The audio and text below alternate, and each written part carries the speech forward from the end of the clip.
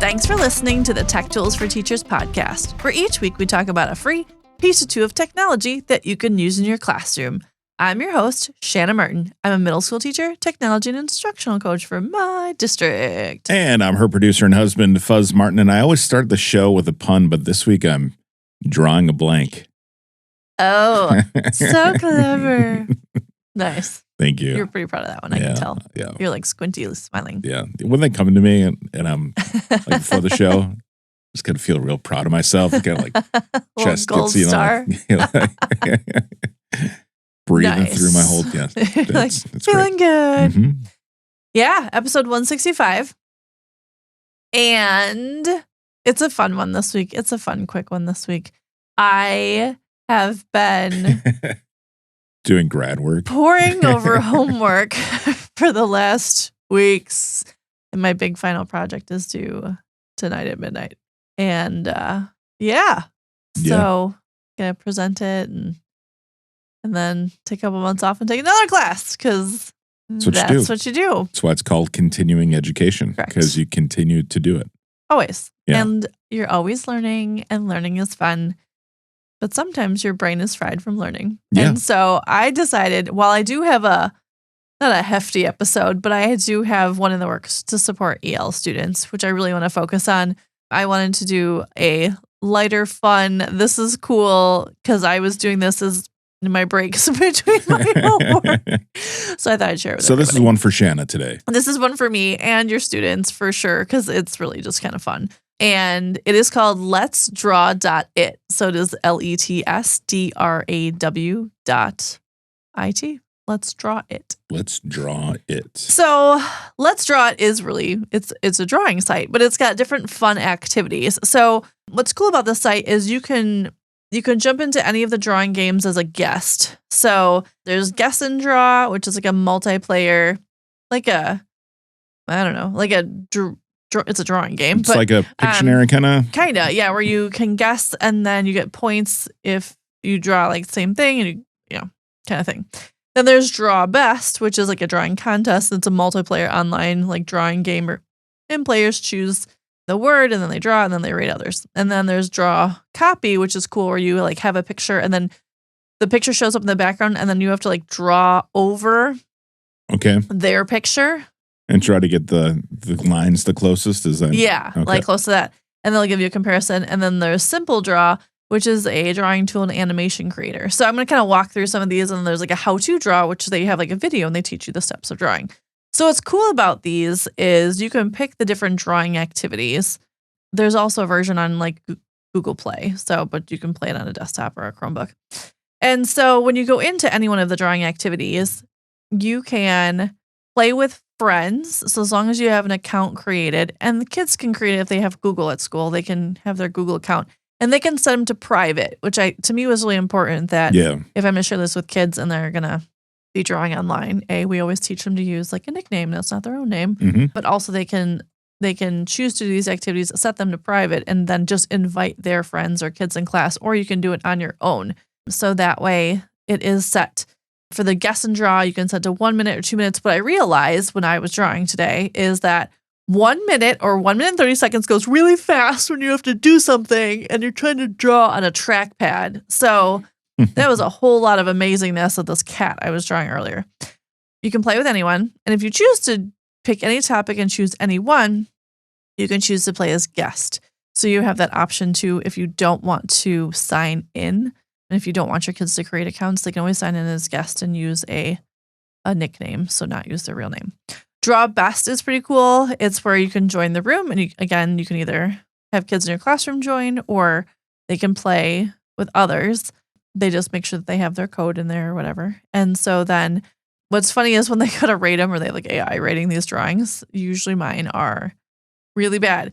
But it's just a great way to create and not use your brain for a minute and just make something or puzzle pieces. And you get to pick and choose. Like this one they had a competition. There's puzzle pieces involved. I like the Draw Copy one the best, I think, because that's when you get to play against anyone and they'll give you 2 pictures to pick from. And then you attempt to draw ooh, I can draw this really fancy surfer guy or a seashell. Pretty sure I'm going for a seashell. But it'll pick whoever is in the room, whoever like the most chosen picture. And then you get your little drawing tools and your markers, and you can trace the drawing. I really need to work on that because while I think that I could trace something, clearly I can't. And then you can go through and you can fill and you can delete, and you have a little eraser. And I like to change the colors and make sure it looks absolutely nothing like the picture it's supposed to. And so it's just a great way to kind of create and release, and the game's kind of fun. And I like that if you are in the middle of a day and you're still like it was raining outside and you got to pick up a quick, oh, great, we have recess inside. This would be a fun thing to do. So if it's brain break or recess or things like that, this is a great way to build that in. I think you and I are both competing right now in the seashell I'm not doing competition. Well. I changed the colors. I didn't like the tan color, so I have an aqua seashell going on. And so you can create your own, definitely. I like that it gives you some skills too with the, let's see how this turns out and what we're actually doing. It's kind of amazing. Oh, you used your full name when you logged in here. I'm Dragon. Oh, nice. I appreciate that. I just used my Google sign-in and I didn't change my name because I was using it for my podcast. Yeah. But I would definitely swap it out there. #Dragon. I can see you, which is pretty amazing. Also, then the last tool or the last activity on here, which I think is really cool, is the how to draw part. Okay. Where when you go to pick the drawing, you can choose if you want like basics or if you want something a little fancier. And then they have a little video and they walk you through step by step of how to actually do that drawing. I know our youngest, who's in 3rd grade, loves drawing videos and practicing drawing. So I think that would be a fun way to kind of learn some new skills or see some of these drawings in action before my tracing of things in aqua and black instead of the beautiful tan seashell that I'm supposed to be coloring right now. And so it's kind of cool that then it'll teach you how to use these, make these drawings and some of these like art skills as well. Get to rate your drawing. Yours is a purple spot. Yeah, I erased all of it. Oh. Well, now you can see them in comparison. Yeah, you made a purple spot. Oh, I gave you a thumbs down.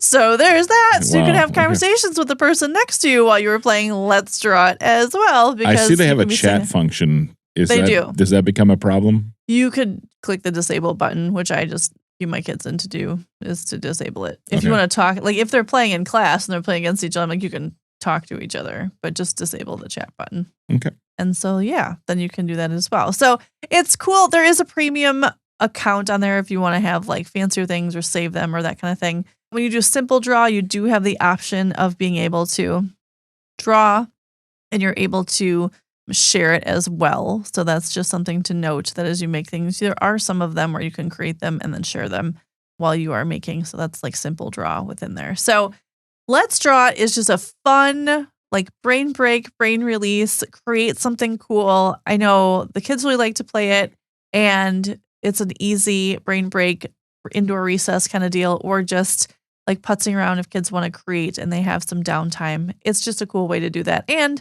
you can do some whole class activities too if you choose to. You can do the guessing draw game or who draws best or that kind of thing. You can throw those into your classroom as well. So it's an easy, light, non-hard thinking, everyone's brain is fried week this week. Yes. So you should check out letsdraw.it and see it. all of the cool things that you can come up with. And I am impressed with, like, I am not good at this, but there are people that are really, really good at drawing on computers. And I think that that's pretty cool too, because you can see that whole other skill set that I know I don't have, but many people do. So that's kind of cool. You can just play and draw your own conclusion. Ha ha. Oh my goodness. I put the art in smart. I don't know. We're working that one. Workshop that one a little bit. Well, thanks for tuning in. This has been the Tech Tools for Teachers podcast. If you ever have any questions, you can find me on the app, formerly known as Twitter, at SmartNWI, or on Threads, or on Facebook. And if you want to get more information on the links to the technology discussed in this episode, you can visit smartnwi.com. If you'd like to support the show, please consider buying a coffee or two. You can visit buymeacoffee.com/smartandwi or visit smartandwi.com and click on that cute little purple coffee cup. Your donations help keep the show going. New episodes each week. Thanks for listening. Go educate and innovate. The ideas and opinions expressed in this podcast and the Smart and WI website are those of the author, Shanna Martin, and not of her employer. Prior to using any of the technologies discussed on this podcast, please consult with your employer regulations. This podcast offers no guarantee that these tools will work for you as described, but we sure hope they do. And we'll talk to you next week right here on the Tech Tools for Teachers podcast.